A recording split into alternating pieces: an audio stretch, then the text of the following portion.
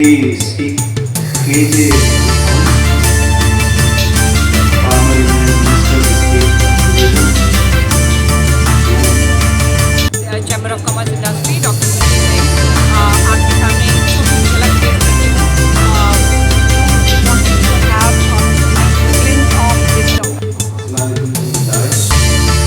delegates, ladies and gentlemen, it's truly a great day to be present in such an outstanding verse of the organization of BRICS-CCI, former Secretary to the Government of India, Mr. C.K. Mishra. फरिश्ते आत्मा में को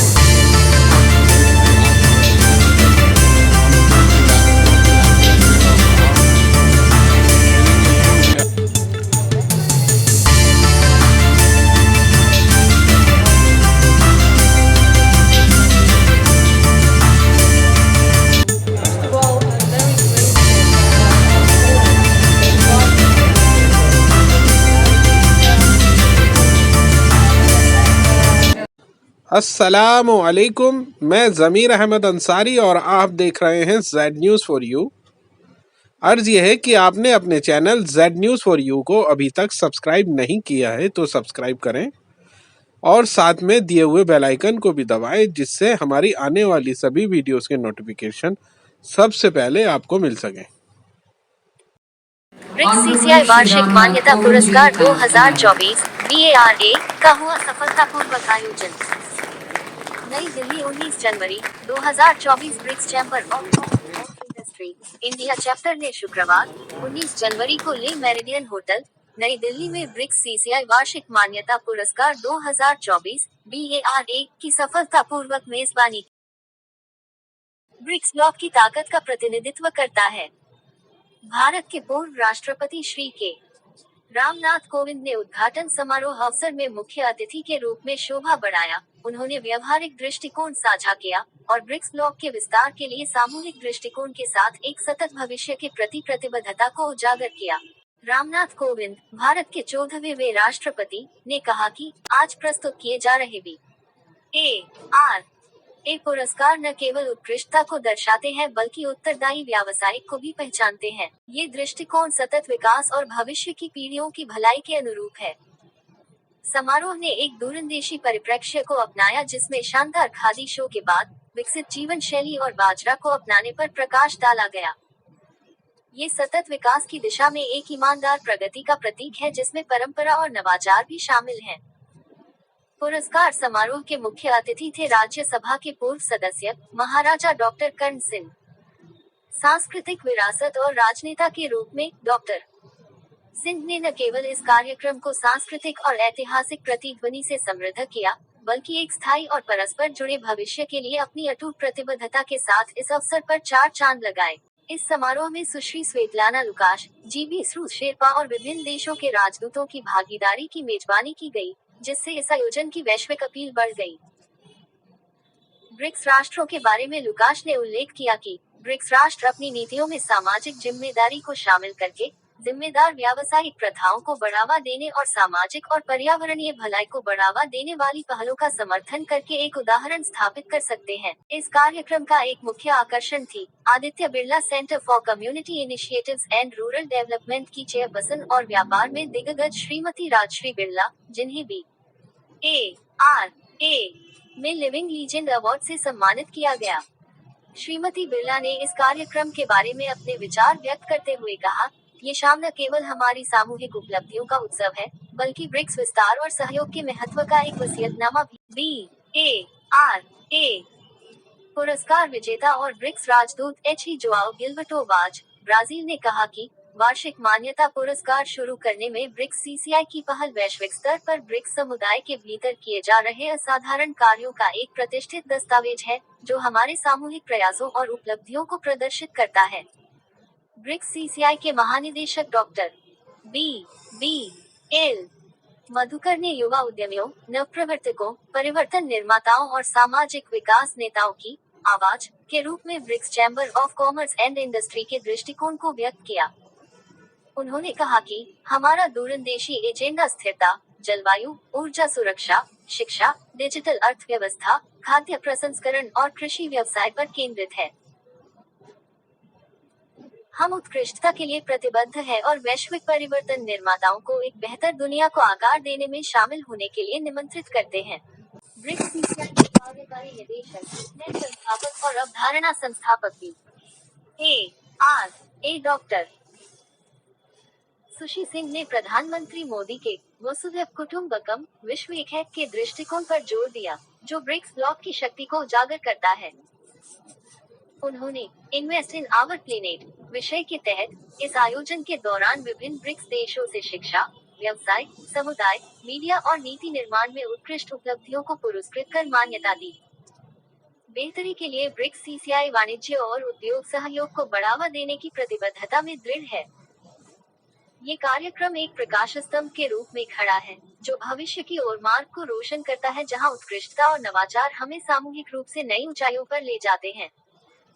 BRICS-CCI के बारे में 2012 में स्थापित BRICS chamber of commerce and industry BRICS-CCI, BRICS देशों के बीच वाणिज्य और उद्योग सहयोग को बढ़ावा में समर्पित एक महत्वपूर्ण संगठन के रूप में खड़ा है।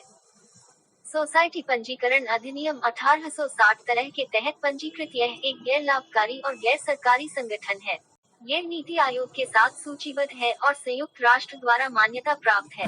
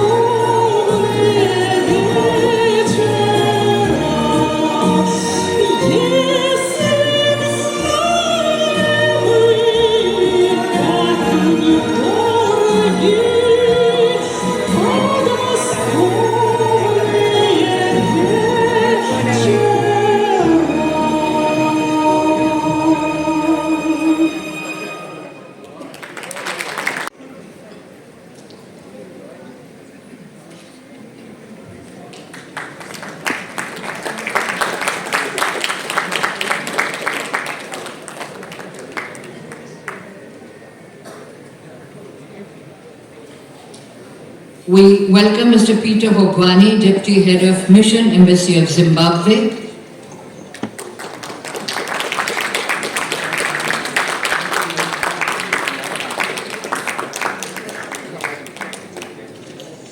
Welcome Mr. Peter Hogwani.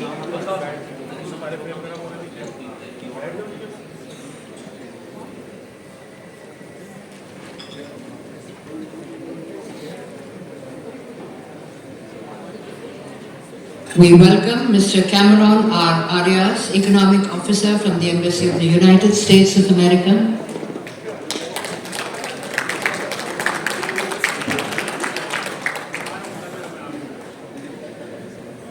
Mr. Cameron R. Arias.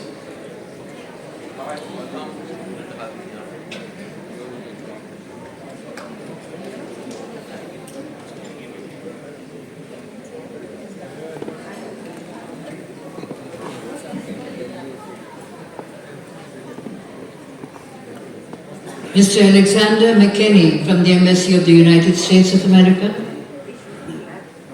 Mr. Alexander McKinney.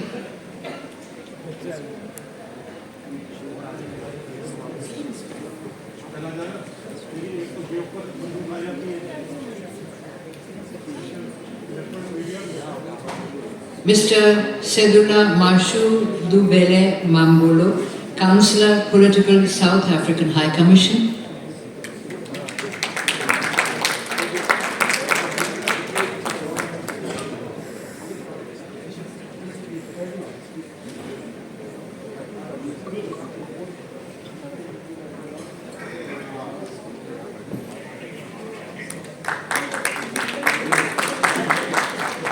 Mr. Ivan Zelenkov from the Russian Embassy.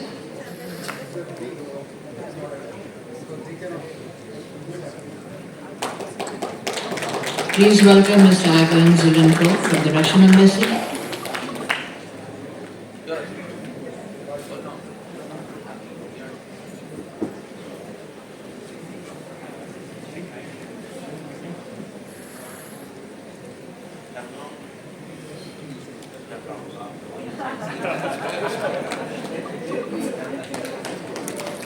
Mr. Alexander Chebotarev from the Russian Embassy.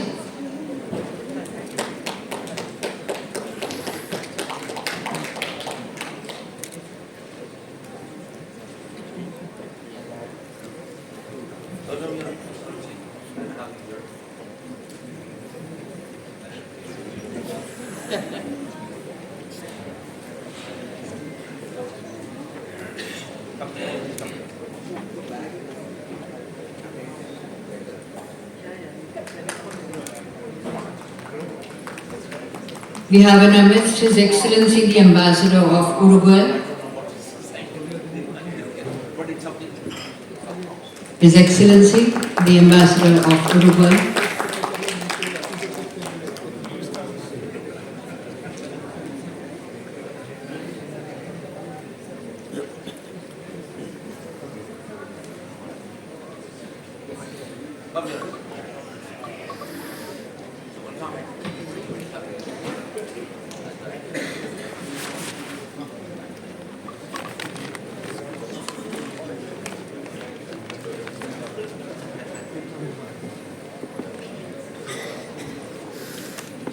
From China, we have Ms. Ma Jia, Charge d'Affaires, Embassy of China.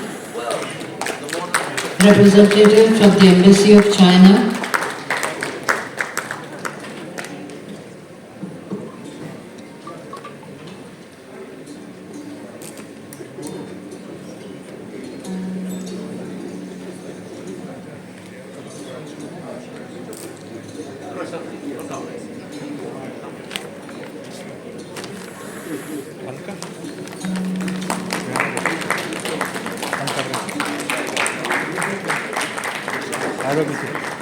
Our honored representative from the Embassy of Bolivia.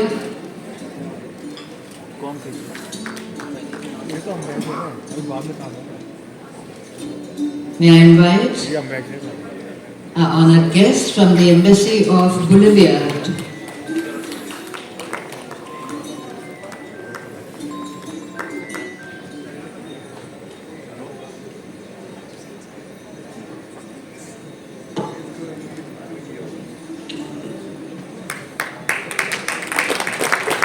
Mr. Gobru Tekle, Third Secretary, Embassy of Ethiopia.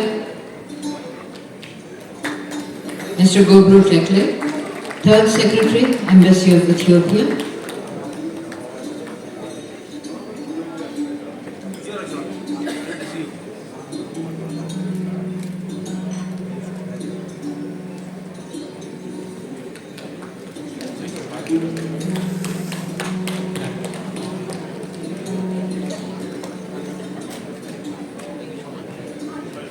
We welcome in our midst Ambassador Svetlana Lukash, G20 Sherpa of Russia.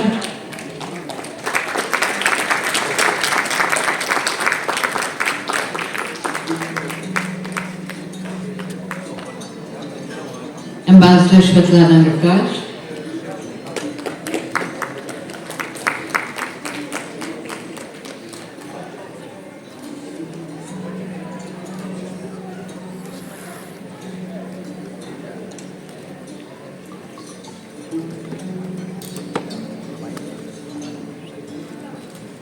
We invite the representatives from the Embassy of South Africa, representative from the Embassy of South Africa,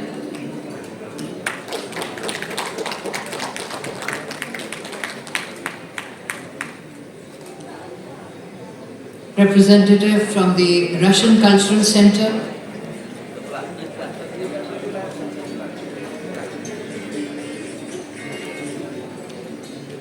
His Excellency the Ambassador of Myanmar,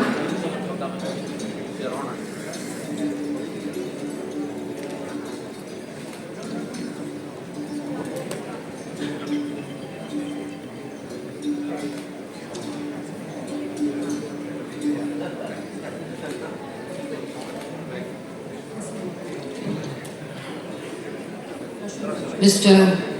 Osipov from the Russian Cultural Center,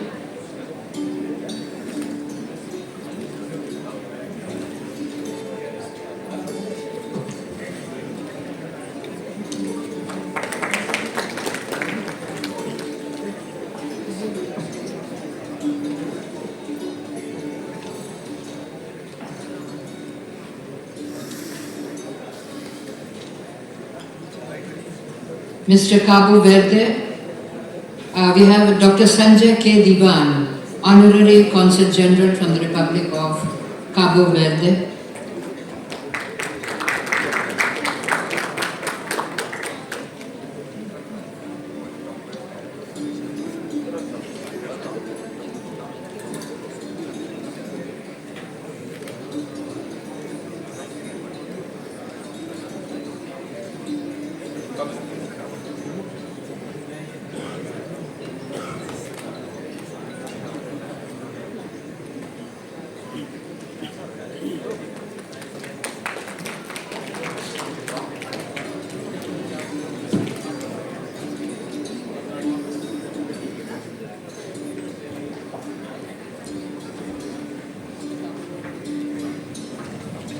Ladies and gentlemen, a big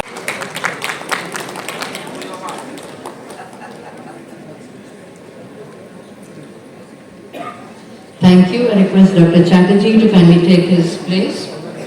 The theme opener is Ambassador Svetlana Lukash, G20 Sherpa from Russia. In 2008, she assumed the responsibilities of the head of G8 and G20 Sherpa office, while also staying in charge of domestic environmental and climate policy. In her capacity of the Russian G8 and Sherpa G20, she was in charge of managing preparation of 5 G8 and 8 G20 summits.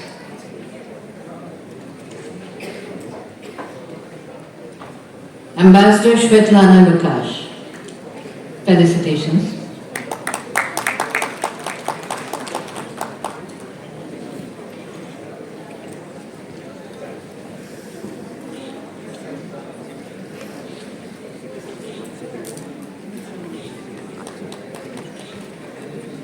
Thank you, Madam. Please take your seat. His Excellency, Mr. Francisco de Assis Rodrigues, Senator of the Federative Republic of Brazil. Welcome, Your Excellency.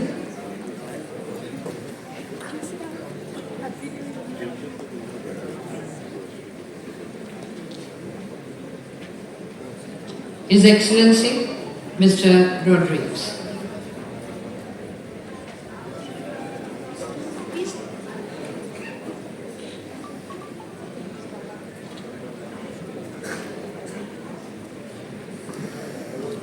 Ambassador Manoj Kumar Bharti, former Ambassador of India to the Republic of Indonesia, Ukraine, Belarus and Timor-Leste.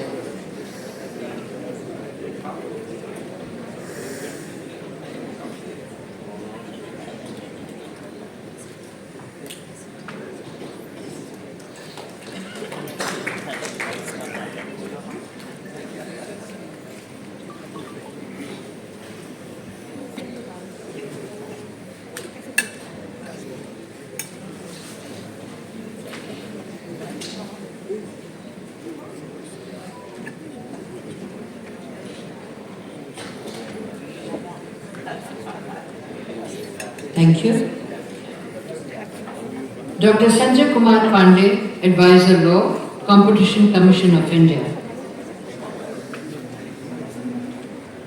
Dr. Sanjay Kumar Pandey.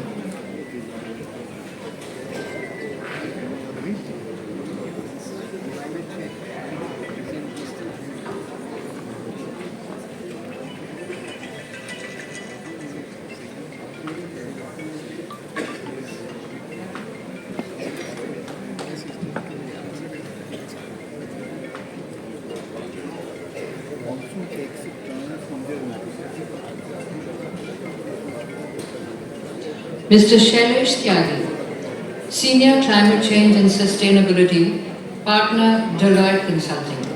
Welcome, Mr. Shailesh Tyagi.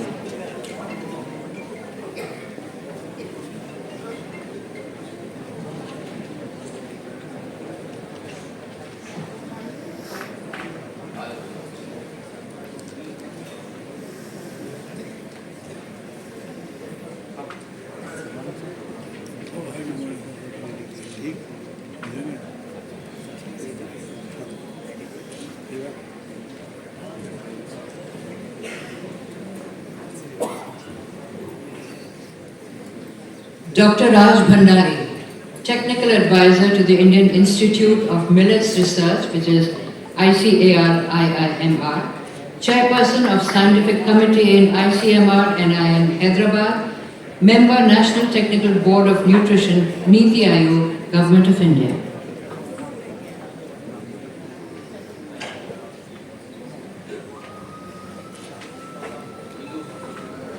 Dr. Raj Bhandari.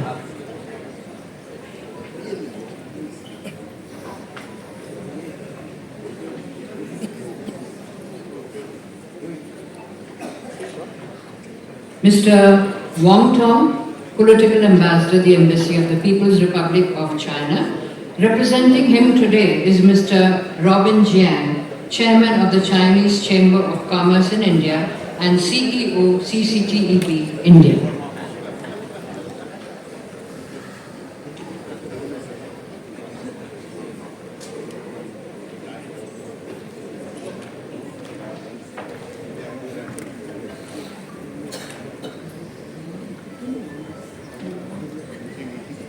Mr. Robin Jian, who is representing Mr. Wang Tong.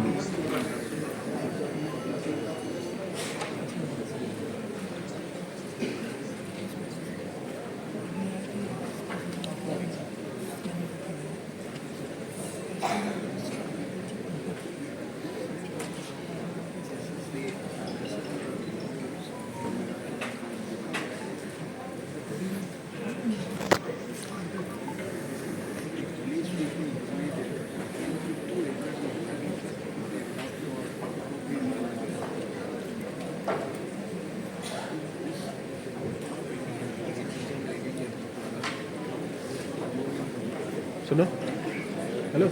Ambassador Bhashmati Mukherjee, President, India Habitat Center, former Ambassador of India to the Netherlands, former expert consultant to DFID, former senior consultant to MGIEP UNESCO. It's a pleasure to request Ambassador Svetlana Lukash, G20 Sherpa from Russia, to deliver the theme address.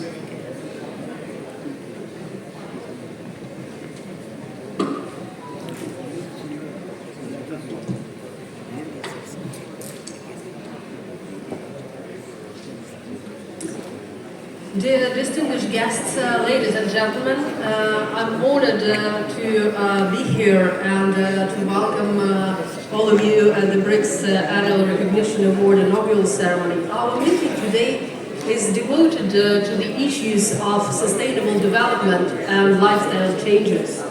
I will touch upon 3 questions and 3 answers to the challenge of sustainability.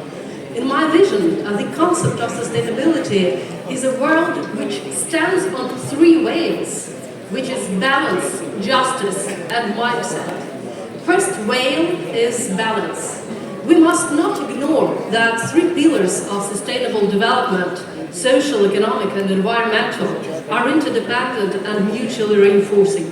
And progress in one area should not come at the expense of the others.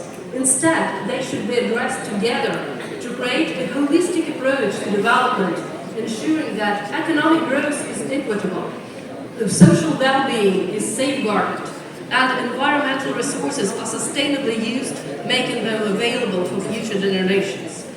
And here comes the second way, the second question, justice. The world is facing multiple crises and challenges, from persistent poverty to climate change, from geopolitical tensions to economic fragmentation. While these challenges affect us all, they do not affect us equally.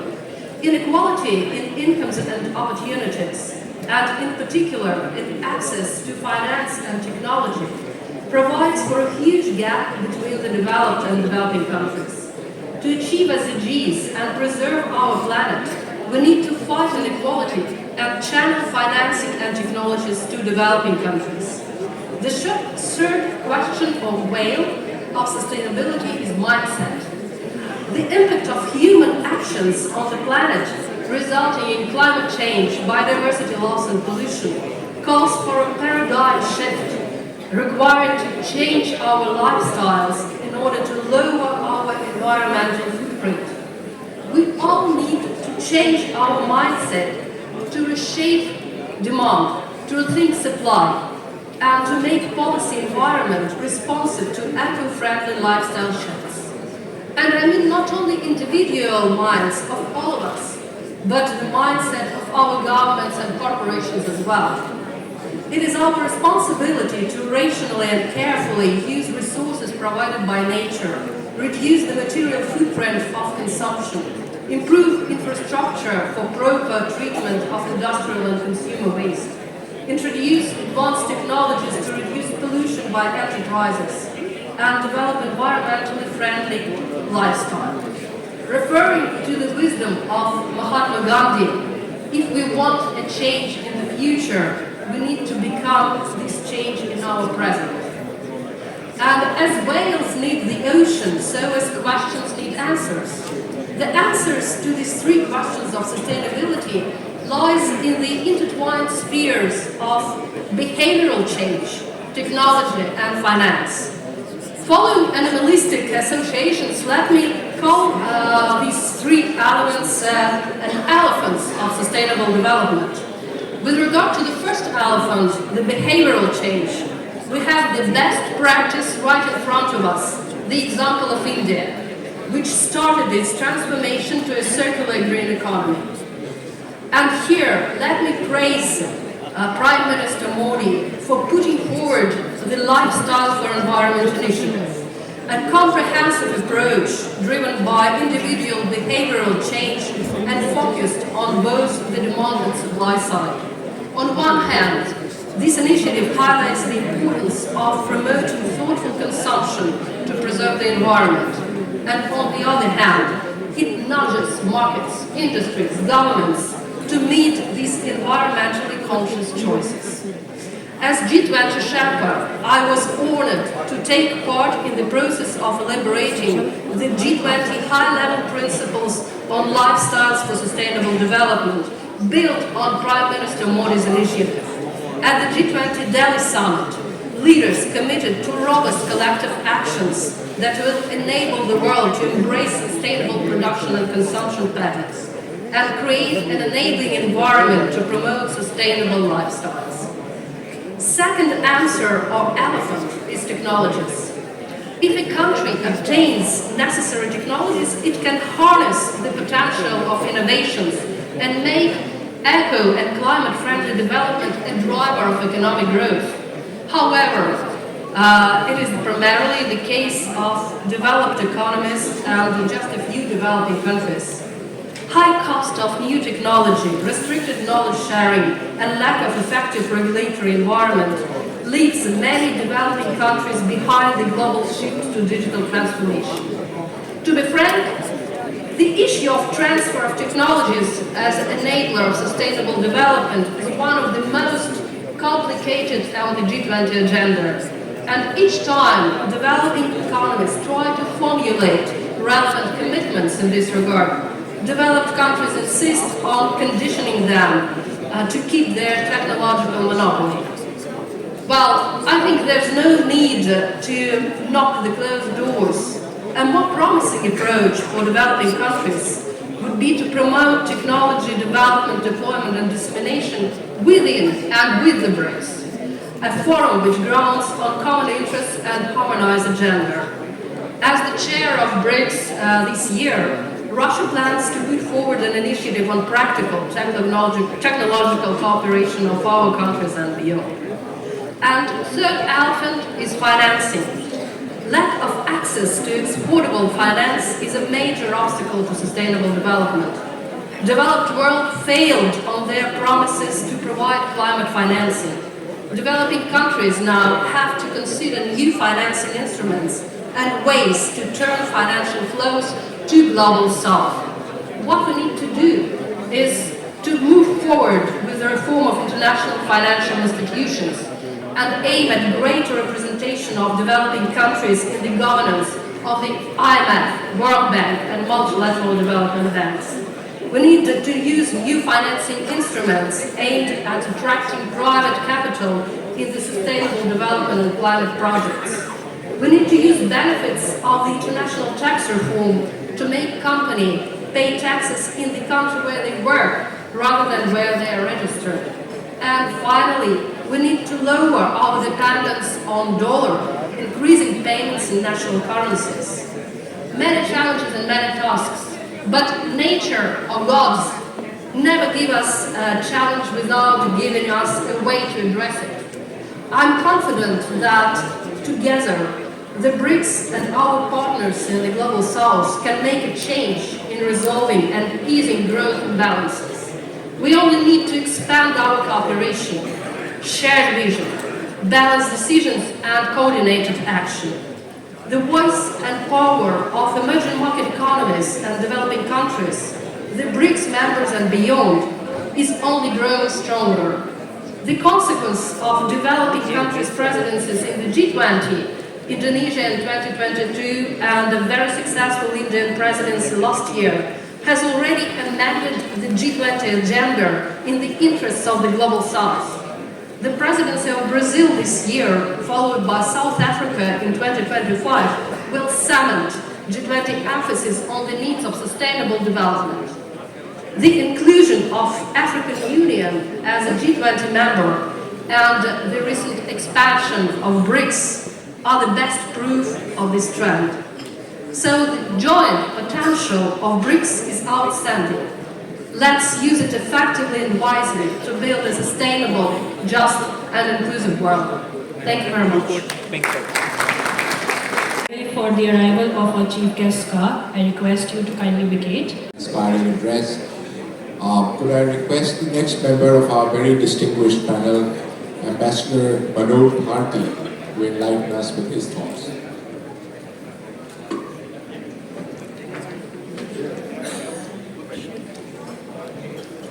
Thank you, Chairperson.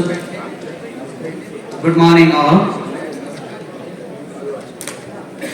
First of all, I'd like to welcome the new members of member countries of BRICS who have joined us on the 1st of January. Congratulations to all of them. We heartily welcome all of you. Speaking on the subject of sustainability and lifestyle changes, I'll start by quoting from a paper prepared by ILO in March 22, which said that there is scientific consensus on the alteration of the global climate as a result of human interference. Humanity has increased its pressure on the environment beyond what is sustainable. In fact, we have had 5 ice ages till now, and we are hurtling at a faster and faster rate towards the 6th ice age, and this time, for the first time, it has been caused by the humans. And in all this process, the greenhouse gas emission is the primary cause of global warming and climate change. As per the Paris Agreement on Climate Change adopted in 2015, that aims to halve global emission over the next decade, with net zero emissions achieved by the middle of the century, and to keep the global warming well below 2 degrees centigrade from the pre-industrial levels. All BRICS countries, I am talking of the first 5, all BRICS countries except South Africa featured in the top 10 list of greenhouse gas emissions, which shows the importance of the role BRICS countries play in achieving the net zero emission level. If we see, BRICS contains 30% of the land surface and 45% of the population of the world, as well as 27% of the GDP. It has a foreign reserve of more than $4.5 trillion. Now, when we talk of sustainability, it is a multi-dimensional concept, and it has basically 4 pillars. I will touch upon them, each one of them, and give you the example from the Indian culture as to how India has been keenly aware of the role of environment on the growth of humanity and the mankind. So the first pillar of sustainability is environment, where the natural resources and capital gets protected and preserved. That is the aim. Now, there is a very famous saying in Sanskrit which says, Prithvi Rakshati Rakshita, which means protect the earth and it will protect you. The second point is environment. Natural resources and capital gets protected in terms of its quality and preservation for use by the future generation. We have this famous saying by Kovind which says, Sai itna dijiye jame kutum samaye, main bhi bhukha na rahu, sadhu na bhukha jaye, which means, O Lord, give us enough to fill ourselves, our stomach and our family in such a way that if someone comes to our doorstep, we are able to take care of him or her. Then the economy, utilizing the resources and not over-exploit them for generating profit. And we here know a very famous saying by Mahatma Gandhi, which says, the earth has enough for the needs of all humans, but not enough for the greed of the humans. We have in our culture, which is the fourth pillar, which defines different values, aspirations and beliefs of a community. And once again, going back to the Indian culture, it says, Dash Koop Samavapi Dashvapi Samo Hridaya. Dash Hridaya Sama Putro, Dash Putra Samo Druma. Which means that if you have 10 wells, it is equal to create a pond. If you have 10 ponds, it means creation of a reservoir. If you have created 10 reservoirs, it's like having a sun. But if you have 10 suns, it's like preserving a tree. That is the Indian culture as far as environmental protection and awareness of environmental degradation is concerned. India has very famously propounded the concept of life, sustainable lifestyle for environment. And that speaks volumes as to how we see sustainability and lifestyle which is relevant for today's world. Whatever technological innovations we might be thinking of doing for preservation of the earth, the simplest fact remains that we need to make changes in our lifestyle and progress in such a way that the earth sees humans as part of its own and not an enemy. Thank you. Thank you so much. Construction Engineering Corporation, which is the largest investment and construction company in the world.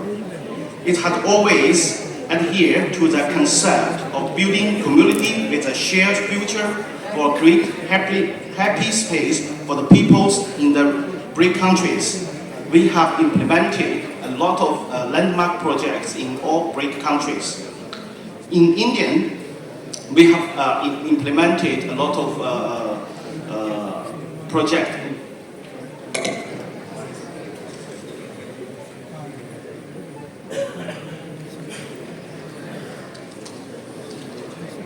Yes. In India, we have successfully implemented a lot of projects such as Hanton fiber and cable plant, Tachir fertilizer project.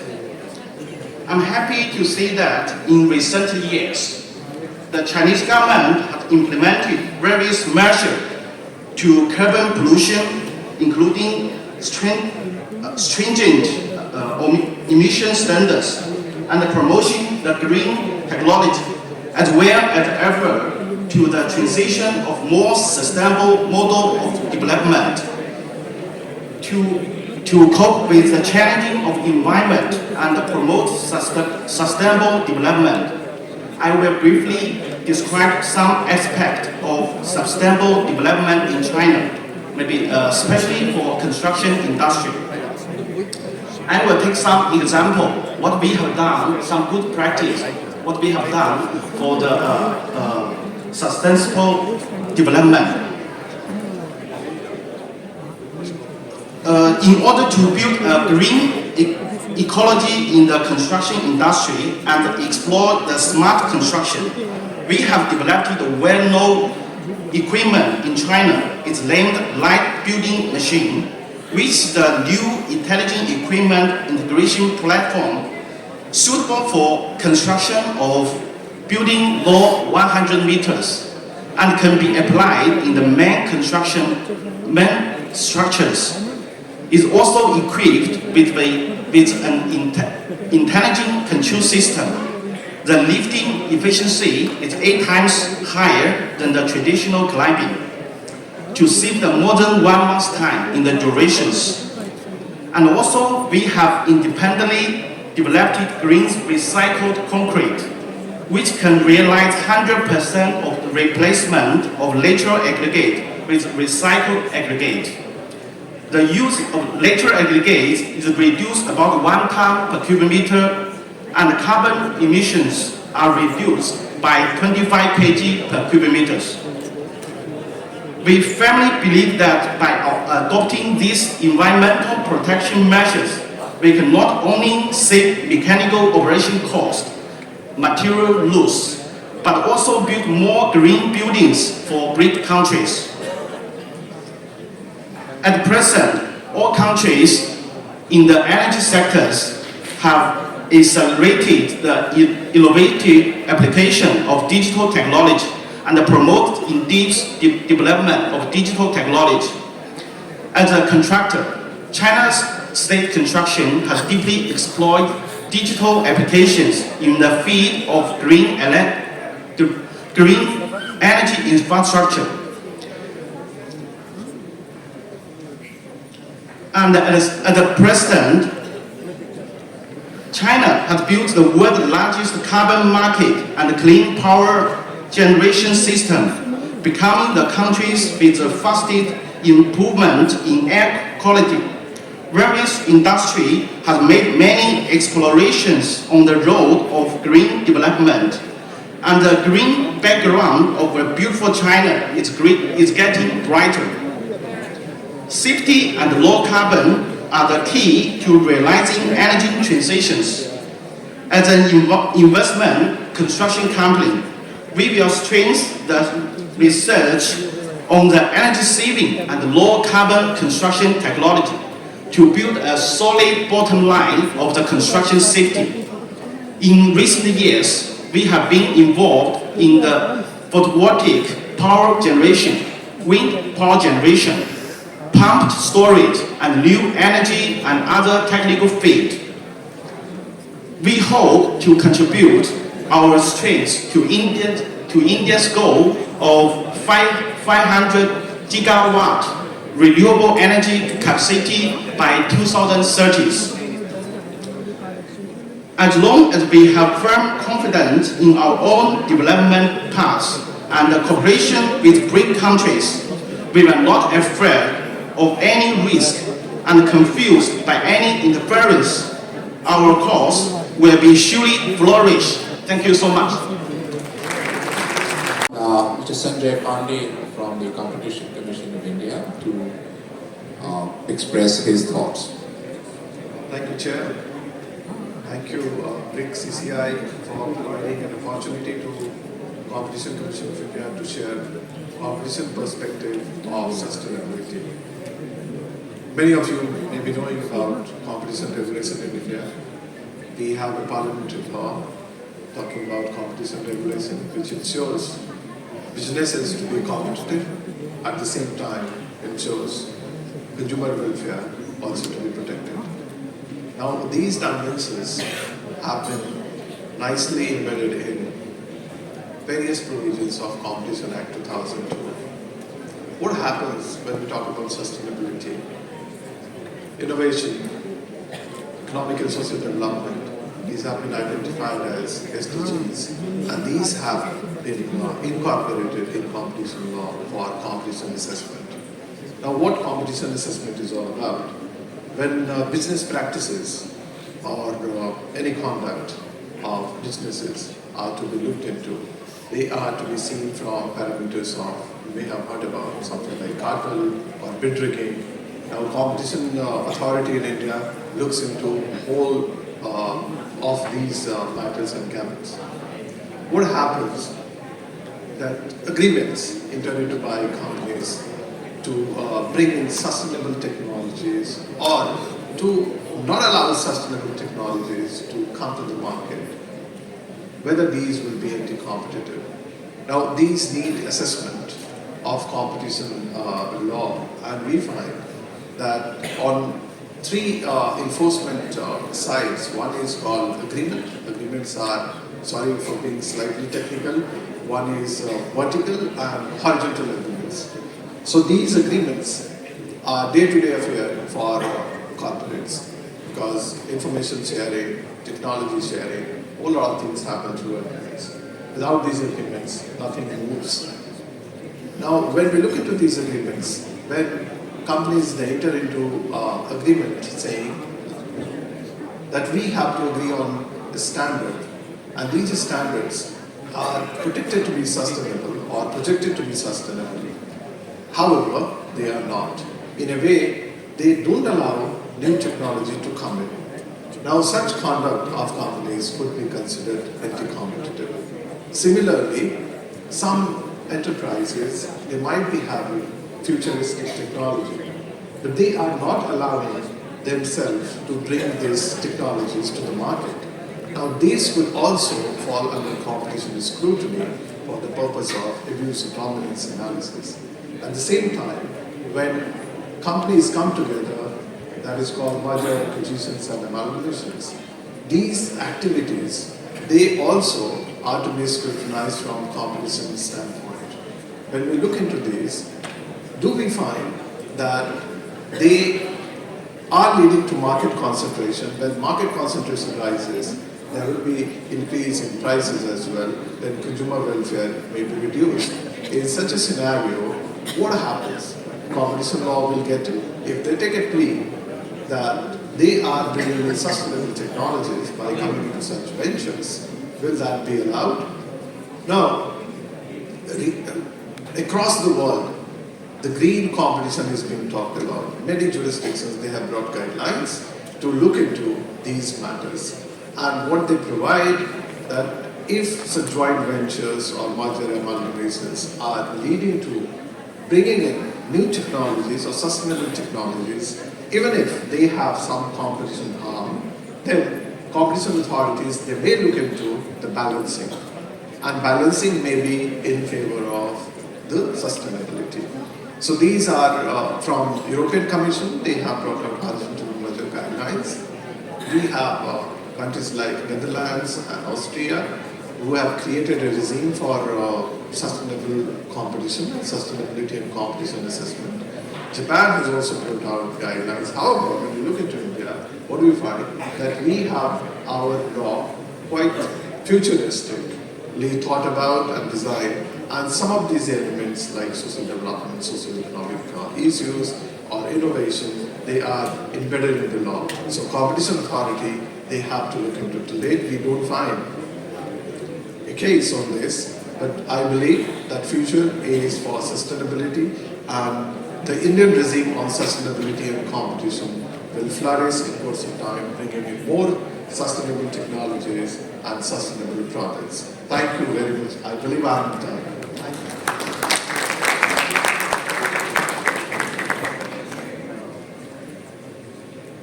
Our next speaker will be Dr. Raj Bhandari, Technical Advisor to the Indian Institute of Millets Research, Chairperson of the Scientific Committee in the ICMR and in the National Institute of Nutrition in Hyderabad. Over to you, Dr. Bhandari. Thank you, Chair, and my gratitude to Sushi Singh, the founding member of BRICS-CCI, for inviting me. You see, I am a medical doctor by training, and I've been working in the field of public health for more than 4 decades. So I'll bring you some perspective on the health span while we are increasing our longevity, but how do we really improve on our health span? And there I find millets is a perfect fit. Government of India has declared millets as nutri-cereals. Shri Anna, which comes from the Ma Annapurna, which is the goddess of food. And I have been particularly romanticized by the idea of millets, looking at the health benefits and the nutritional value, because millets have a lot of phytochemicals, which are bioactive functional elements, and they have a lot of fiber. So food is thy medicine, it is true, but how do we make that food, how do we process it, that is what really matters. So the government is really looking at making it an aspirational food, that is the food for the masses. And there, the basic tenet of nutrition, that every food must have many nutrients, and every nutrient should come from many foods. So while we adhere to that, as a doctor, I have felt that most of the diseases that we see in the present day, they are, the conundrum of diseases, they are foodable, they are not druggable. We don't have drugs to cure hypertension, diabetes type 2, dyslipidemia, dementia, fatty liver disease. And here the importance of millets because of the richness and the goodness that they possess, it becomes very important. And as Khader Wali says, this is like an evergreen revolution. We've gone from green revolution to the white revolution to the blue revolution. Now this will be not only the decade but the century of millets. So you must appreciate that millets also have slow digesting starch, and therefore the glycemic response is also not variable, and it is a sustained release. So sustainability in the sense, how do we maintain our glycemic response and insulin, that becomes a very important key for where the big action lies at the cellular level. So we've graduated from food science to nutrition science and now to metabolic health. And that is the key if you want to really live 100 years or supercentenarians. I would urge you to incorporate millets into your diet. Thank you so much.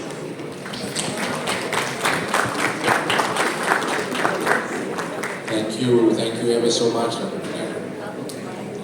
I'll now turn to our next speaker, Mr. Shailesh Tyagi, Senior Climate Change and Sustainability Partner at Deloitte Consulting.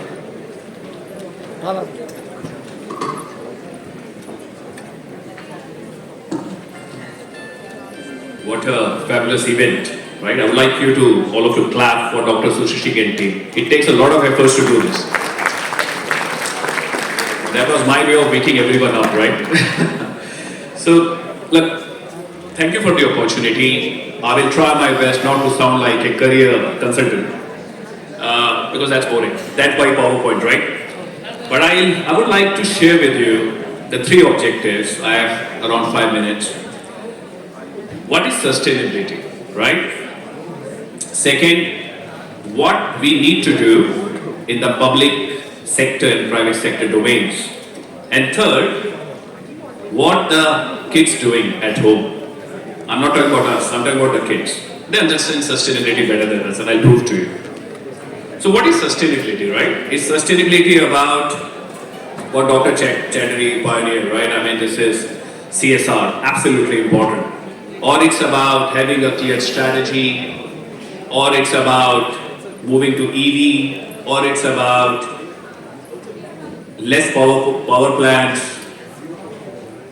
I mean, what it is, right? And some people just don't get this word. They don't understand what sustainability is. Let me tell you, sustainability is something which we all are doing. If you are running businesses, if you are running this program, it's all about sustainability. Think about sustainability from the lens of capitals. To run this program today, we needed money, that's financial capital, right? We needed people, and so many people you see, Nukur is here, right? She called me this morning, ensuring I'm on time here. That's human capital.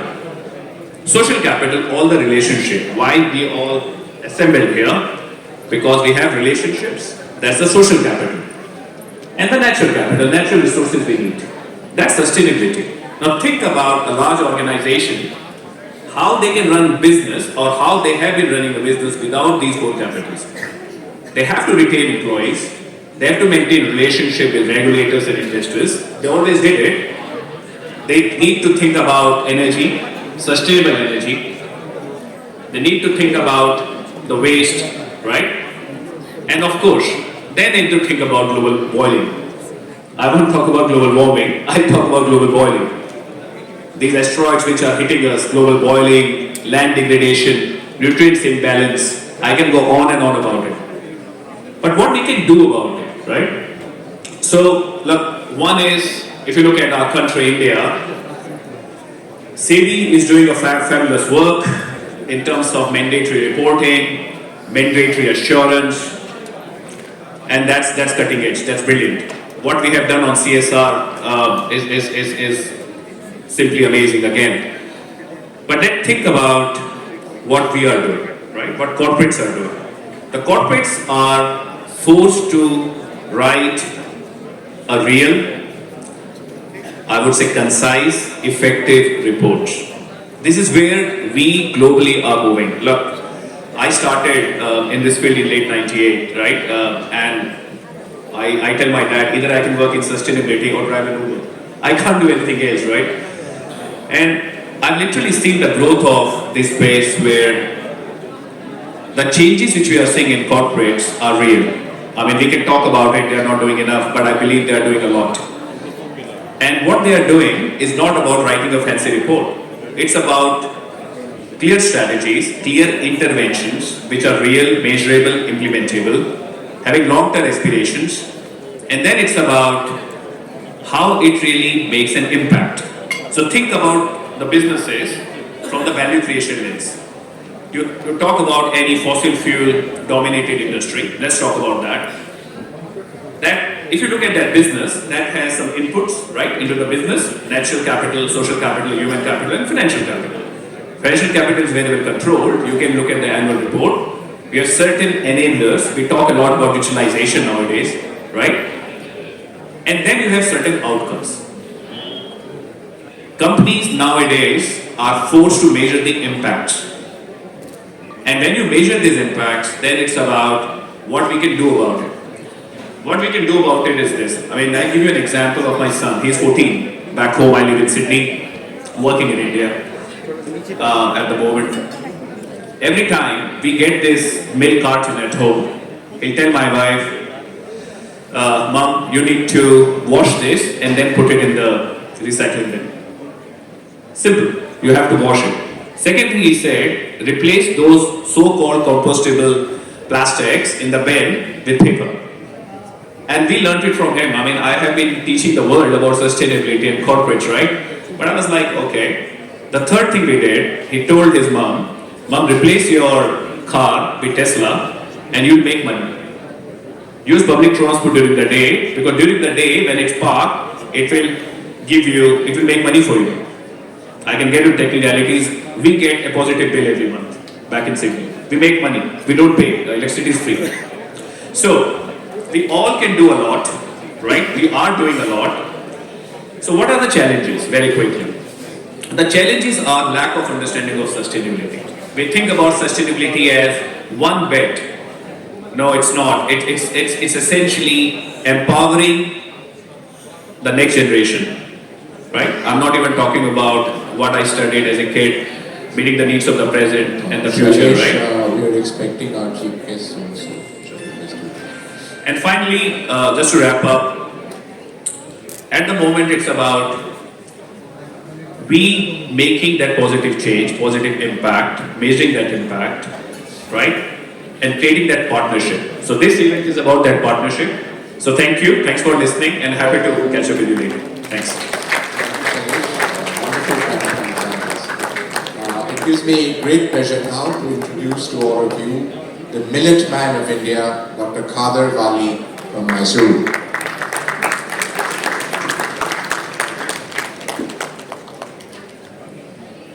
I'll make it very brief. I'm from Mysore, Karnataka. I'm not a diplomat and I'm not a policymaker. I have been a scientist all through my life.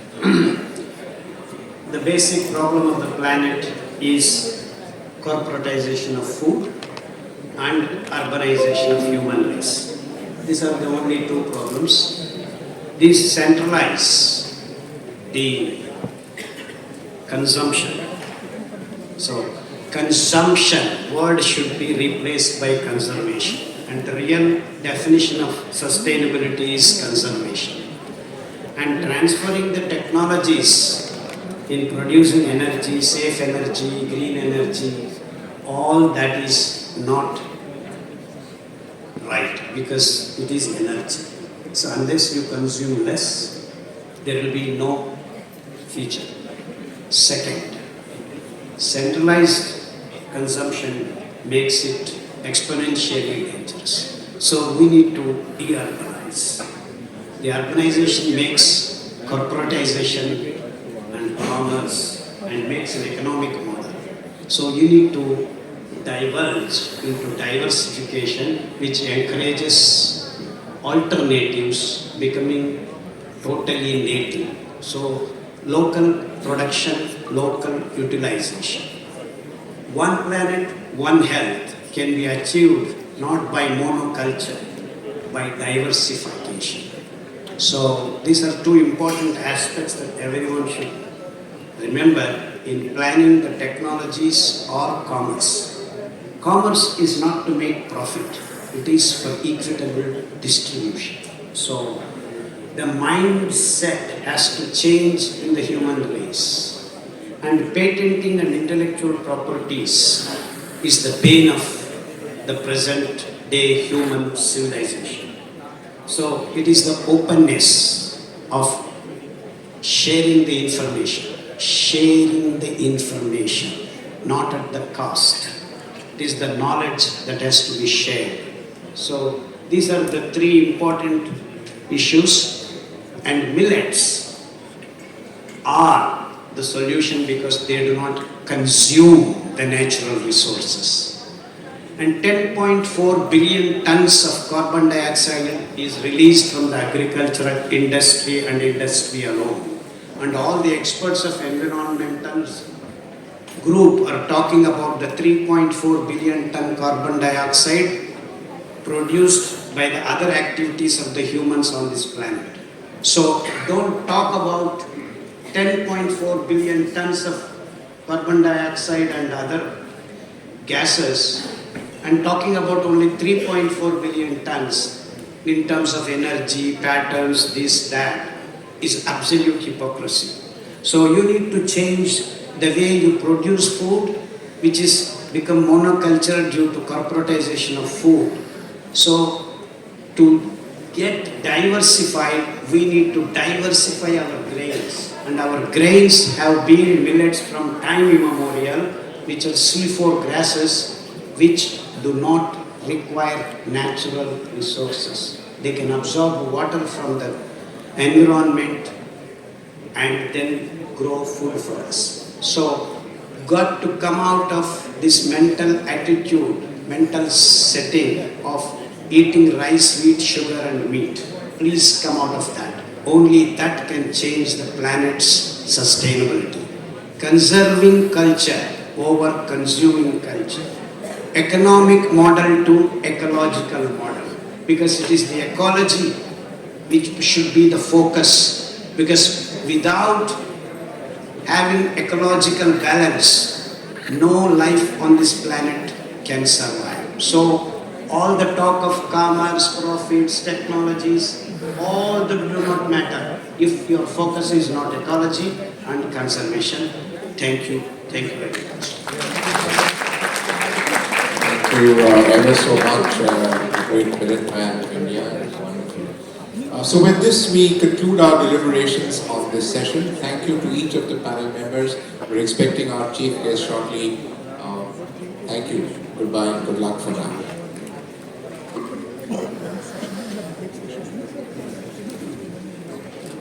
Ladies and gentlemen, amongst us we have Srimati Rajashri Birla with us.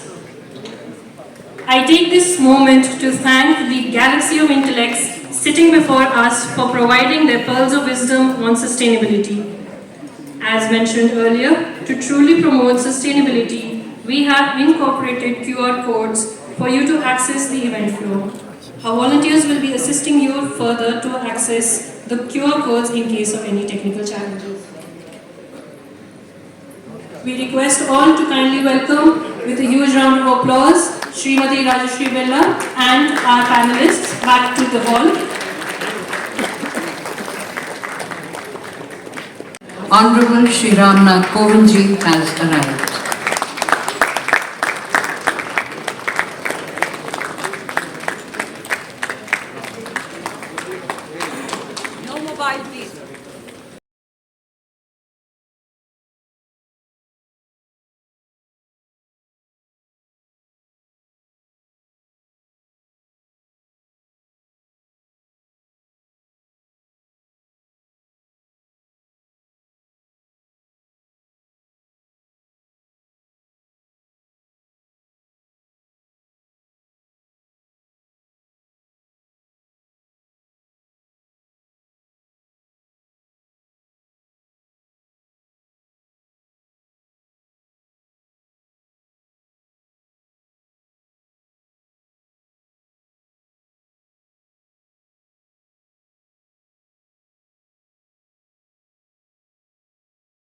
You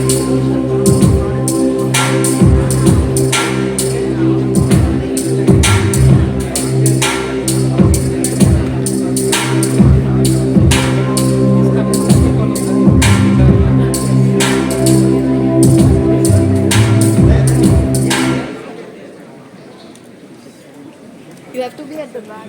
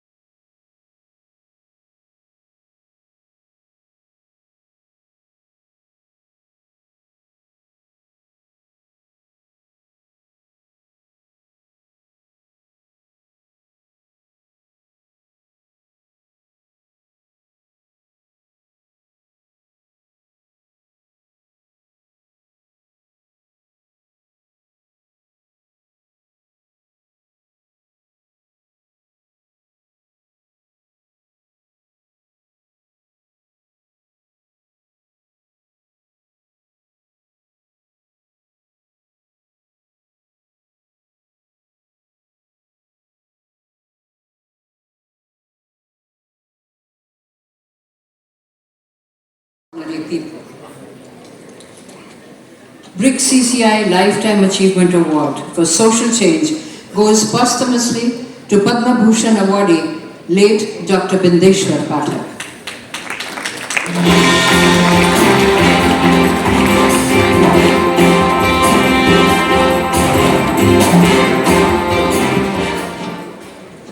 ये कहानी है एक ऐसे संस्थान की और एक ऐसे इंसान की जो अपने जीवन काल में विश्व स्तर पर स्वच्छता का एक प्रतिमान हो गया और स्क्रैचेस की मुक्ति की बेमिसाल पहचान हो गया।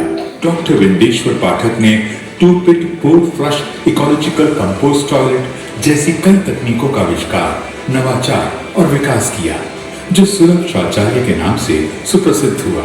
डॉक्टर पाठक द्वारा आविष्कृत सुलभ तकनीक को BBC होराइजन्स ने दुनिया के 5 आविष्कारों में से एक आविष्कार माना है। इन सब के पीछे जो सोच है, जो शक्ति है, जो संकल्प है, उसी प्यार व्यक्तित्व का नाम है डॉक्टर बिंदेश्वर पाठक, जिनके कल्याणकारी कार्यों से प्रभावित होकर भारत सरकार ने 1991 में आपको पद्म भूषण से अलंकृत किया और स्टॉकहोम इंटरनेशनल वाटर इंस्टीट्यूट ने सन 2009 में आपको स्टॉकहोम वाटर प्राइज से सम्मानित किया गया।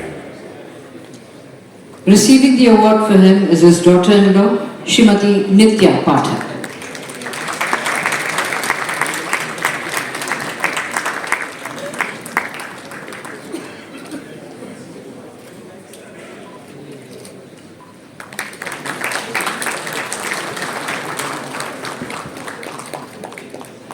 Thank you. BRICS-CCI Business Excellence Award Entrepreneur for the year 2023-24 goes to Padma Bhushan awardee, Ms. Kiran Mazumdar Shaw.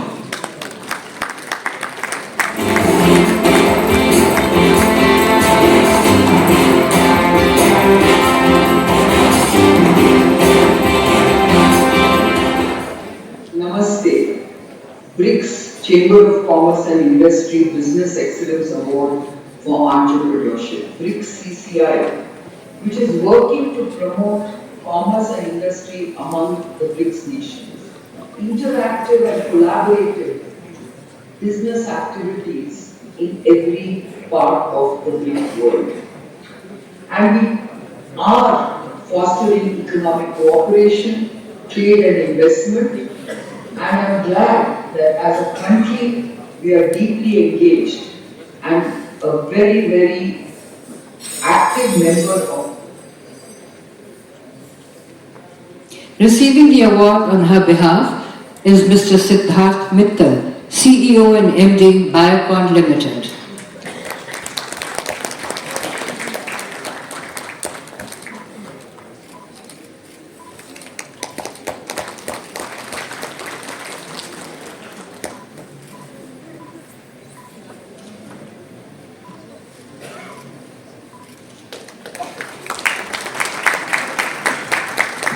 Thank you. BRICS-CCI Melody Maestro of India Award goes to Padma Shri awardee, Shri Kailash Khel.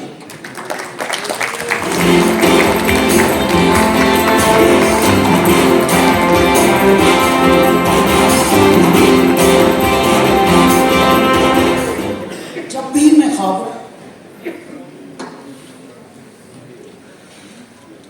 Shri Kailash Khel.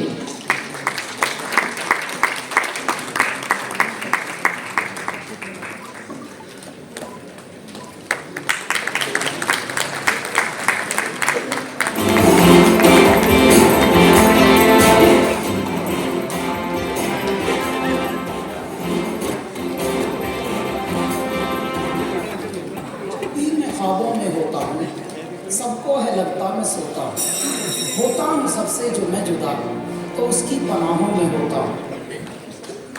Thank you. BRICS-CCI Sustainable Agriculture Visionary Award goes to Padma Shri awardee, Dr. Khader Wali Dudekula, also known as the Millet Man of India.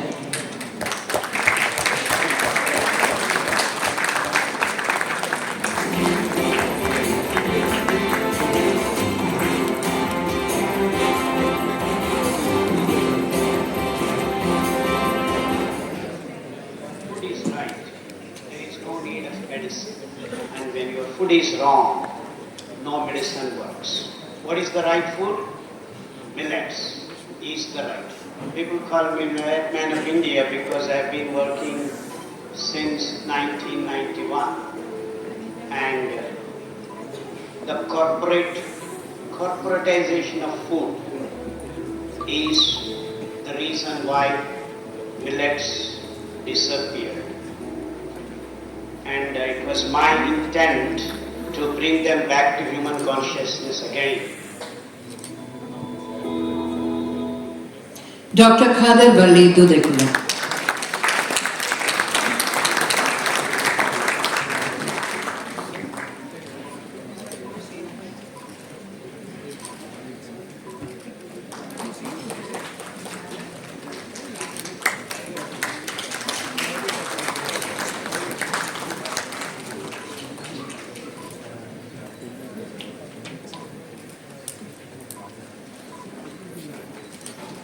Thank you. BRICS-CCI jury recommended Global Compassion Ambassador Award to Mohanji Foundation.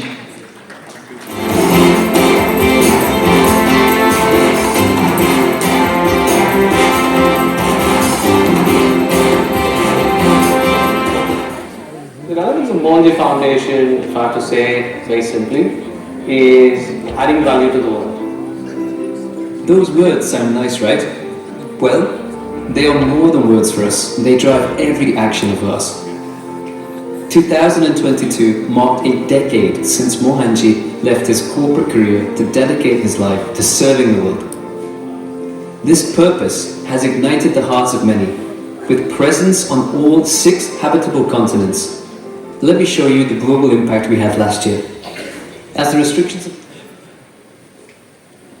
Receiving the award is Mohanji of Mohanji Foundation.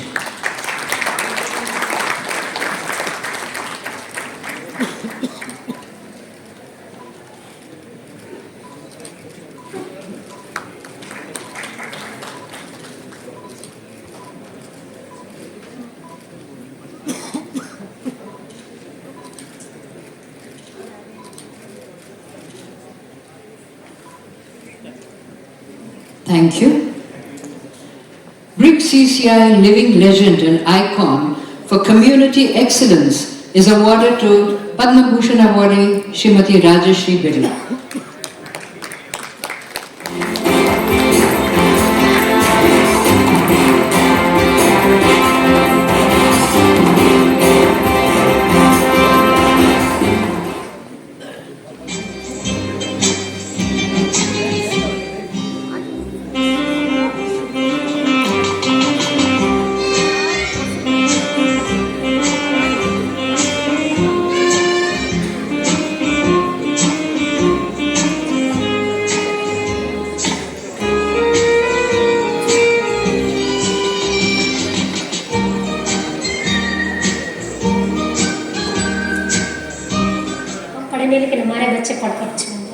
Once I got into the job, I told my father not to go.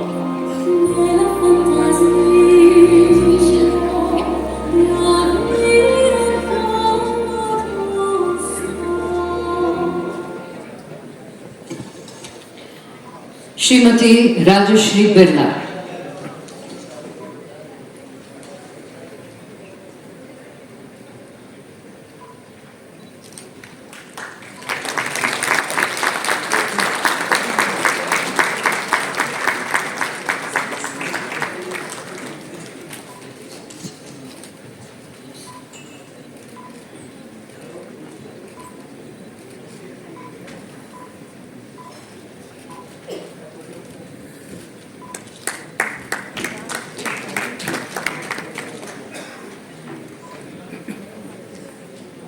On behalf of the awardees, I request Mrs. Rajashri Birla to kindly express her views on this momentous occasion. Ladies and gentlemen, Srimati Rajashri Birla.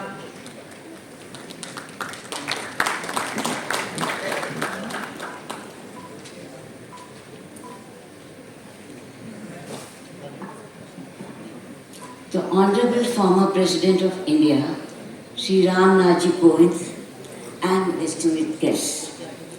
I'm indeed honored and overwhelmed by this accolade conferred upon me at this premier event, the first of its kind, BRICS-CCI Recognition Award. This prestigious award means even more to me, having received it at the hands of our former President, Sri Ramnath Kovind, among our most respected and admired presidents. I will always cherish it. For me, this moment is amongst our finest hour in our purposeful CSR journey of enriching lives. It is indeed a validation of our work. I am truly grateful to the BRICS-CCI team for going beyond the regular remit and recognizing humanitarian work at the absolute base level. To me, this itself is a celebration of sorts, out-of-the-box thinking. Congratulations to the creative differentiator. I would like to take this opportunity to call out Kumar Magam Birla, my son, for embedding the caring and giving mind frame in our people, also for his deep belief that service to society must be at the core of our operations. I would also like to call out our 1,200 CSR strong cohorts across 30 countries and 42 nationalities led by Dr. Pragya Ram. Their passion, their dedication and their commitment to our CSR playbook gives us strong building blocks. For all of them, CSR is a calling, and that is why we are here. Let me express a heartfelt admiration to BRICS Chamber of Commerce and Industry and to the BRICS Bara amazing team, Dr. Sushi Singh, Dr. Madhukar, Mr. Vishnoy, Mr. Ashok Kumar, Mr. Samit Shastri, in totality. BRICS symbolizes hope, equity and inclusiveness, endeavoring to patch a world torn by tectonic shifts, coupled with unbelievable challenges. But even as that may be, the endeavors to help move forward a better world are more than commendable.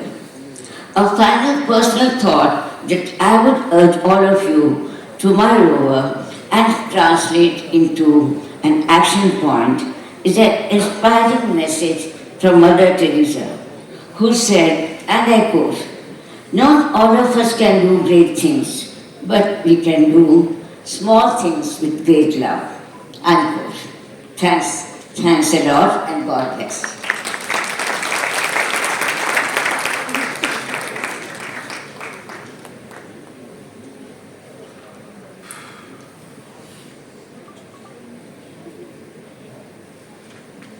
We request the winners to kindly give your media bites as well. We are all very enthusiastic to have you amongst us. I now request the keynote speaker, Shri C.K. Mishra, former Secretary, Ministry of Environment, Forests and Climate Change, and Ministry of Health and Family Welfare, to kindly render his address. Honorable former President of India, most respected Sri Ramnath Kovind, distinguished personalities in the dais, delegates, ladies and gentlemen, it's indeed a great day to be present in such an outstanding function, running across countries, running across sentiments. And it's indeed even a greater privilege to be amidst personality and the distinguished former President of India. I find it my privilege, and thank you for BRICS-CCI for granting me this opportunity.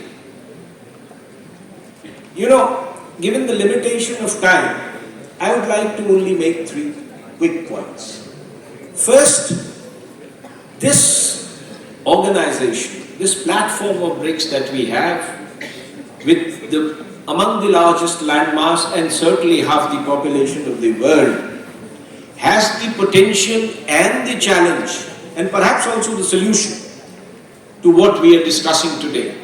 And if we are not able to harness this to our advantage, it will be a great loss for humanity.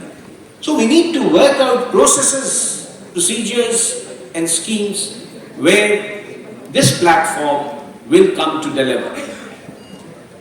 In the morning, sir, we were discussing about sustainability. And if you ask me, if this platform can deliver on sustainability, major problems of the globe get sorted out. But it won't happen as it is, because sustainability has to become a lifestyle. It's not about simply sustainable production as we talk about in commerce and industry. I mean, they don't have an option. It's no longer an option, you have to do it. But sustainability assumes significance, not just in sustainable production, but also in sustainable consumption. And I think as partner countries in the BRICS platform, we need to look at this very carefully and see how we can develop this concept of sustainable consumption. You know, infinite resources will never be there. Demands will always be infinite. How we marry the two and limit our demands or learn to regenerate enough for the future is what will guide us in days to come. So I think that is where this entire platform needs to be created, particularly for businesses and commerce. The third issue that I'd like to raise is, since all are represented here, the criticality in doing any of this is partnership. And it is this partnership that we need to build, whether it is in the field of sustainability, or you talk about health, you talk about infrastructure, you talk about technology, or you talk about connectivity. It is this partnership which is really going to guide us in future.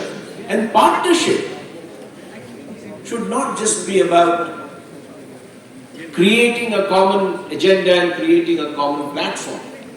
Partnership should convert into sharing and learning. The knowledge that each corner of the globe has must converge together to really come together and form a knowledge base which everybody can use. Because in these days, every country, every nook and corner of the globe, every corner of India, for example, we are experimenting with a lot of things. And there are many things which have happened, similar things which have happened earlier, but we do not have that resource bank to actually fall back upon that. It also reflects very poorly because the technology and finance, two critical legs that are required to do this, are not available globally. So I think it's time. If something is not available globally, let us form a block to make it available locally. And it is for everyone to take this on. Otherwise, perhaps we will not reach the milestone that we want to reach. In this gathering, I think it has the potential to at least create a knowledge base that is transformative and can change lives everywhere. Ladies and gentlemen, with this, I would like to thank you once again for having invited me here. I would not like to take any more time in the august presence of the former president. Thank you so much. Thank you so much, sir, for your kind address. Now, I request our guest of honor, Shri K.J. Alphonse, former Union Minister, State for Tourism, Independent in Charge, Government of India, to speak on this occasion. We welcome you, sir.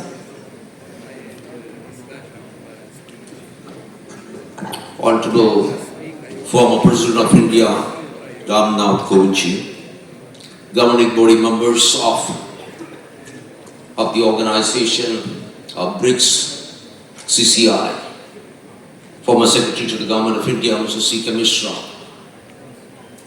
Their Excellencies, ladies and gentlemen, I'm extremely privileged to share the stage with the Honorable former President, whom I have known for a long time, from the time I was Commissioner of the Delhi Development Authority. He is such a great motivation to the whole country. How an ordinary citizen could reach the highest office in the country.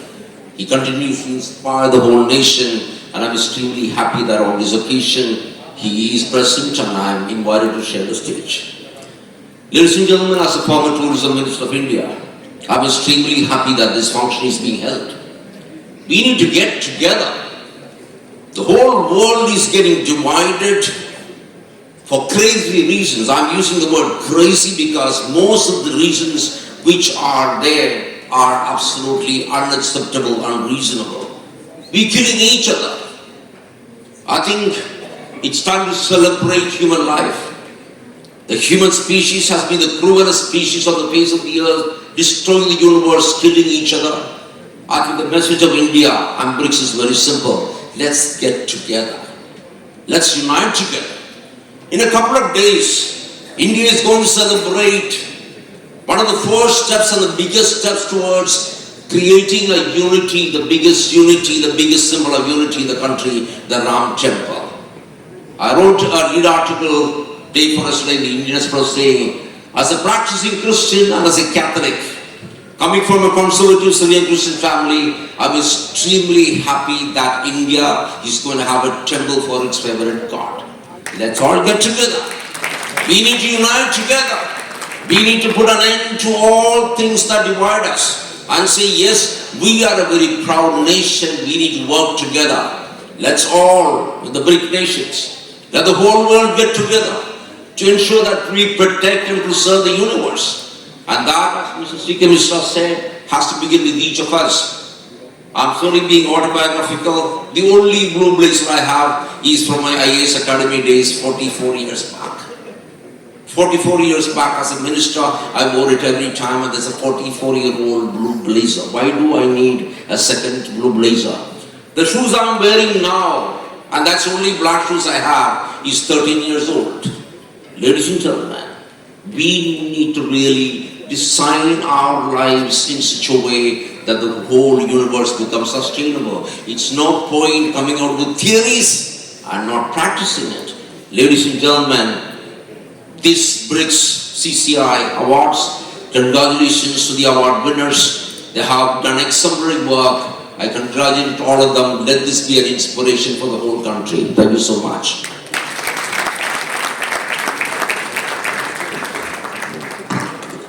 Thank you, sir, for your motivating address. We are extremely grateful to our Chief Guest, Shri Nath, the 14th President of India, for having taken time out for us.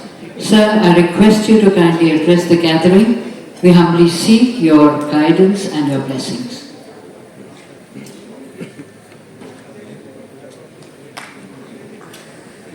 Our Chief Guest, Shri Nath Kovind.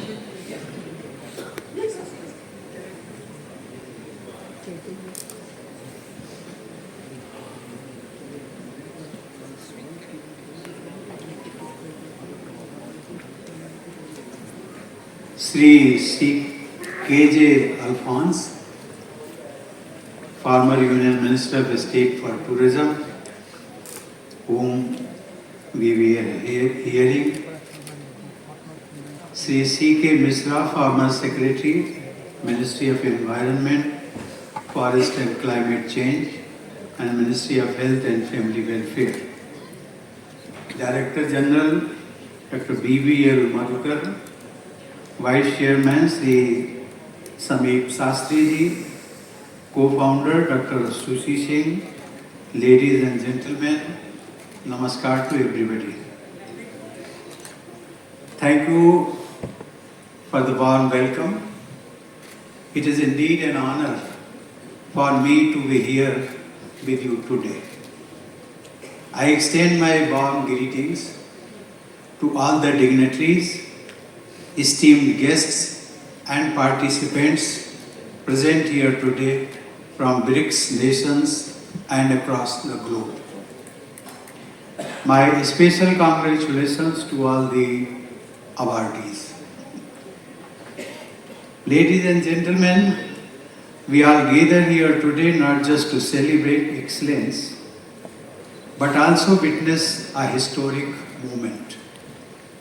Earlier this month, 5 new countries were included in the BRICS: New Egypt, Ethiopia, Iran, Saudi Arabia, and UAE are also part of the BRICS family.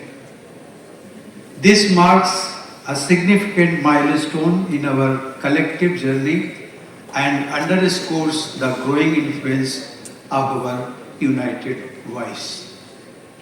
As we know, BRICS was established with the shared vision of promoting mutual cooperation and development. It collectively represents a substantial portion of the world's population, land mass, and economic output. Each member nation brings unique resources, expertise, and markets to the table, fostering a platform for collaborative economic growth and trade. By working together, BRICS nations amplify their individual strength and contribute significantly to global economic development. BRICS also serves as a powerful advocate for reforms in the global governance structures. We stand together for a more inclusive, democratic, and representative global governance system that better reflects contemporary realities. Moreover, BRICS plays a vital role in addressing global challenges ranging from climate change to public health crisis. The member nations collaborate on issues of common concern, sharing best practices, resources, and technological advancements to find collective solutions that benefit not only the member countries but the entire world. This is the concept of Vasudhaiva Kutumbakam. We have to take care of every human being. And for that reason, we all say, Sarve Bhavantu Sukhna, Sarve Santu Niramaya. The theme of this event, that is Invest in Our Planet, aligns perfectly with Prime Minister Narendra Modi's vision of reformed multilateralism, emphasizing collaboration and innovation for global progress and peace.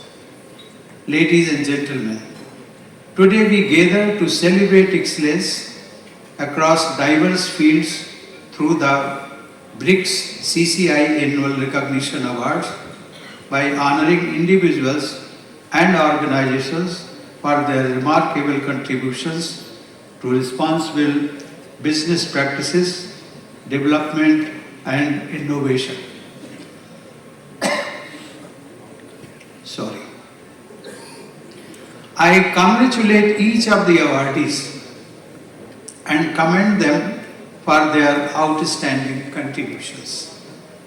You are indeed leaders shaping up this planet's green future in multiple domains. These awards are a testament to your dedication to excellence and your positive impact on society. I am happy to note that a compendium has also been prepared as part of this initiative.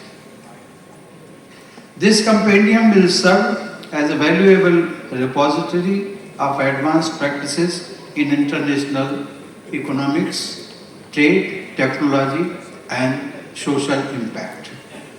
It is a testament to our collective commitment to knowledge sharing and capacity building within the BRICS community. I also congratulate BRICS-CCI for instituting these awards. This commendable initiative not only reflects your commitment to recognizing excellence, but also underscores your dedication to fostering culture of innovation, excellence, and collaboration. This will encourage individuals and organizations to strive for excellence, push boundaries, and make a meaningful impact. Such recognition not only inspires the recipients but also sets a benchmark for others. Ladies and gentlemen, we do not inherit the earth from our ancestors. We borrow it from our children. And herein lies the importance of sustainable development. Numerous global challenges and crises that we face today, like climate change, biodiversity loss, resource depletion and soil degradation, make it evidently clear that sustainability is the key to creating a world where ecological balance, social equity and economic vitality coexist. Therefore, it is crucial that business enterprises, as drivers of economic growth, adopt responsible and sustainable practices that have a positive impact on society and environment.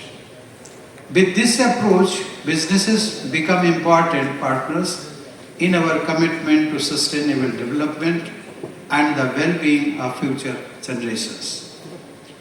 In the pursuit of sustainable development, we have to keep in mind the noble guiding mantra of Gandhiji.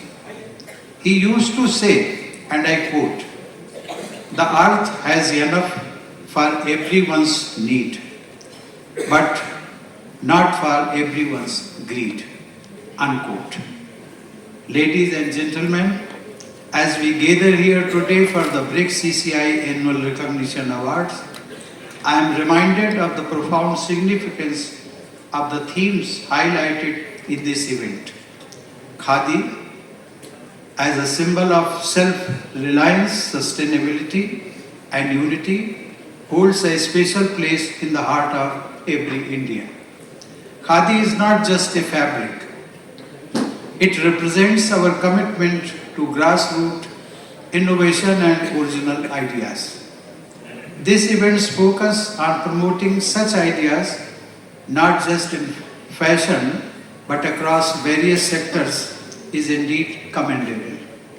We recognize that true development requires us to harness the potential of our people at every level, and Khadi serves as a perfect example in this endeavor. The emphasis on millets and sustainable practices that symbolizes aligns perfectly with our shared vision for a healthier and more environmentally conscious world. Millets, as we know, with their rich nutrition value and low environmental footprint, exemplify sustainable agriculture. The promotion of these ancient grains reflects our commitment to not only nourishing our bodies but also nurturing our planet. Ladies and gentlemen, I believe that the theme of the panel discussion, that is shaping the future of BRICS cooperation, inherently requires sustainability to be at its core. In an increasingly interconnected world, cooperation among BRICS nations is vital for addressing global challenges. As we discuss the future, we must recognize that sustainability is not merely an option, but a fundamental necessity. It is the thread that should weave through all our cooperative endeavors, ensuring that our progress is not only economically robust, but also environmentally responsible. I congratulate all the awardees once again and extend my appreciation to all those who have contributed to this remarkable initiative. Your dedication to excellence, sustainability and cooperation is a testament to the strength of BRICS plus grouping. Let us use this platform to inspire and drive positive change, not just within our nations, but for the entire world. Ladies and gentlemen, in our collective journey, let us renew our shared commitment towards building a sustainable and prosperous future. Together, we can overcome challenges and seize opportunities to create a better world. I look forward to the enlightening discussions and celebrations that lie ahead. Thank you. Jai Hind. Thank you, sir, for your words of guidance and wisdom. Ladies and gentlemen, kindly rise for the national anthem.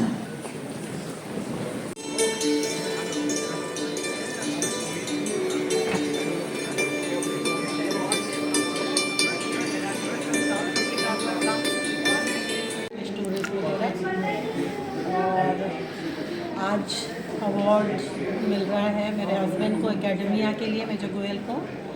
तो ये हमारे लिए एक बहुत ही out of the blue news थी। काफ़ी सालों से हम लोग, जब से हमने 33 साल पहले ऑर्गेनाइजेशन शुरू किया, तो हम अपने काम के साथ साथ बराबर कुछ ना कुछ चैरिटी में करते रहे।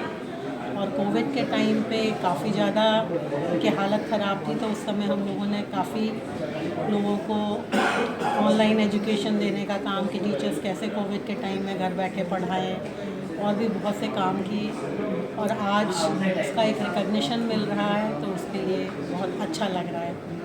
और ये फर्स्ट टाइम BRICS-CCI की तरफ से अवार्ड्स शुरू हो रहे हैं, तो ये लोग जो अलग अलग फील्ड में बहुत अच्छा काम करते हैं, उनके लिए एक अच्छा मोटिवेशन भी है।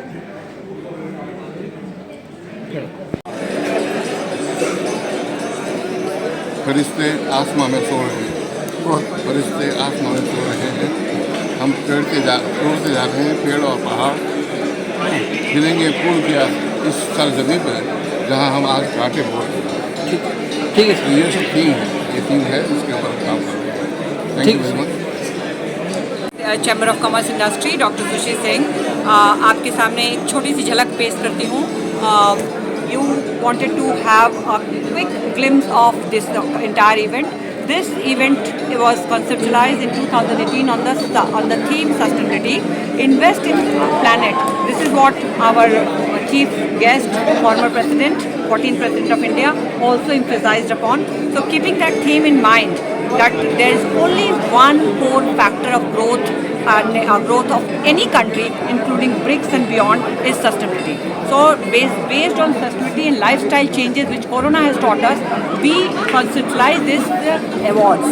These awards, I'm not looking only as an award. These awards actually we are fostering collaborations and creating a platform for exchanging our ideas and taking the best one and working upon it. For example, you can see the next to us, we have winners from different countries, winners from Ethiopia, winners from Russia, winner from South Africa. So, BRICS 5 countries, we had been talking about, BRICS Chamber had been talking about BRICS nations, but at the same time, we had been emphasizing upon BRICS and beyond. So this beyond now has come into reality, and we caught this opportune time when on 1st January 2024, we have now +5 nations. So we are welcoming them, and they are here, which is a symbol that how much we want to celebrate the common factor. That common factor is that we, the BRICS bloc, the expanding bloc, is going to be the superpower. So this is just a message that when we are going ahead, we want to create a one homie. We want to actually go together hand to hand, learning from each other towards a more sustainable world. And that is why today from our platform we have given two things, promoting two things, which is khadi, which is not only a fabric, which is sentiment of India, which is life of India, which has been not only a fabric, we recognize it as our symbol. And we are also promoting millet. Now you know that lifestyle changes is incomplete without millet. So these two messages we gave, and we want that these kind of messages every year as a annual recognition award, as a rolling stone, should go from country to country, and the BRICS annual recognition award becomes as big or as popular as you people know from media, IFA award and this award. So this is a signature event we have started with the onus on the youngsters from our chamber, so that they can carry it forward. as a founder, as a co-founder, we have created this an impression, and we will move ahead. So you must take the winner's expression who have travelled all the way. This gentleman, Abdul Karim Ilgoni, has travelled all the way from South Africa. Mr. Waj is sitting over there. He has travelled all the way from Brazil to take the, and there was a rigorous process. Here is one advisor. There was one jury. These are the awardees. There was a pool of 27 jury from different categories: academia, business, community, media, and policy making. From all these categories, we had total a pool of 27 jury. Who's who? You must have heard the name. Like from media, you are from media. Pradeep Keval Ramani, Bobby Ramani, who is known as, is standing there. He was one of who will not listen to anybody, not even to me. So they chose the way they wanted, and they gave the names to us, and we are awarded, and we feel very honored that we are privileged to recognize the names who have really contributed towards the sustainable world. So today, with this message, we are going ahead creating a marquee event, a signature event, and a milestone for ourselves and for expanding BRICS. Thank you very much for coming here and joining us and covering us. Give it a good coverage, otherwise I don't think that you are doing a good media thing.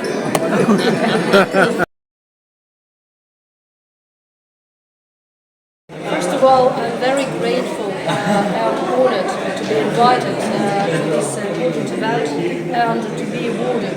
As I said just after receiving the award, I think it is too much, because only the participants of this event are much more important and much more significant real savers of the world, and I really feel humbled to be awarded. I think the major topic of this event, the sustainability and lifestyle changes, is the most critical issue that the world needs today to have the sustainable future and to ensure the sustainable development for our and for next generations. In my intervention, I especially praised Prime Minister Modi for putting forward the Lifestyle for Environment initiative last year. And as G20 Sherpa, I was honored to be part of it, to discuss it within the G20, and finally to come with G20 high-level principles on lifestyle for sustainable development. I think it is what will change the situation with enormous footprint on the environment which mankind needs. And we need to rethink our consumption and production patterns to really change the future and to help our planet to cope. So the major topic was the best. The public, the audience, the winners, together with myself, we participated in this event, were the best people ever I met. I really learned from them, even knowing them for very few minutes. So this is an outstanding event, and I hope it will be continued. Thank you very much.